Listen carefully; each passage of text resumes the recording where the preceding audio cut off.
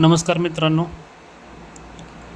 आज झालेल्या ट्रेडचे मी तुम्हाला ॲनालिसिस शेअर करतो. मार्केटमध्ये ओव्हरऑल मोठ्या टाईम फ्रेममध्ये डाऊन ट्रेंड चालू आहे.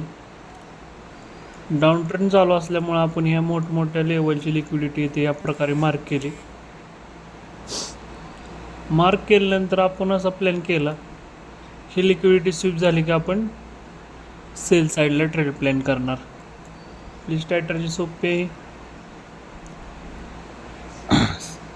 बाहेरची सेलरची लिक्विड स्वीप झाली की आपण त्या साईडला ट्रेड प्लॅन करत असतो.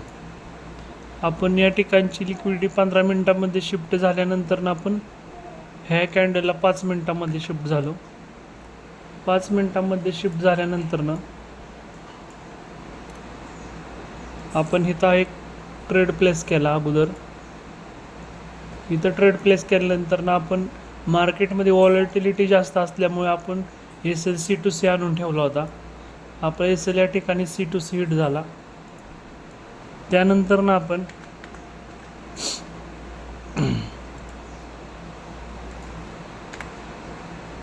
मार्केटने पुन्हा एकदा सेलरची लिक्विडिटी ग्रॅब केल्यावरती आपण पुन्हा 5 मिनटामध्ये या ठिकाणी एंट्री घेतली आणि SL आपण या ठिकाणी ठेवला होता. SL जवळपास आपला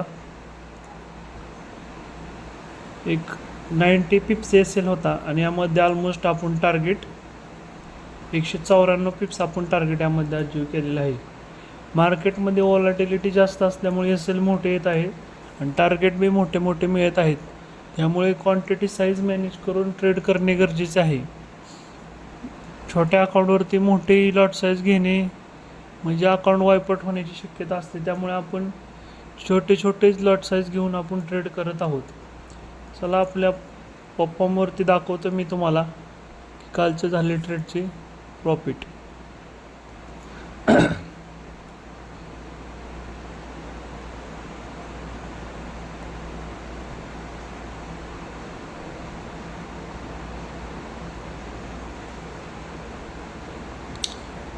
या ठिकाणी हा आपला C2C SL गेला आणि यानंतर आपल्या ह्या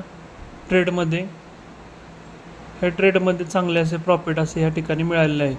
हे आपले $5000 लाईव्ह अकाउंट आहे. फंडेड अकाउंट यामध्ये $97 प्रॉफिट आहे.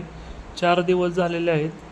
अशा प्रकारे आपण ट्रेडिंग करत असतो. अशा प्रकारचे व्हिडिओ पाहण्यासाठी या चॅनलला लाईक करा, सबस्क्राईब करा.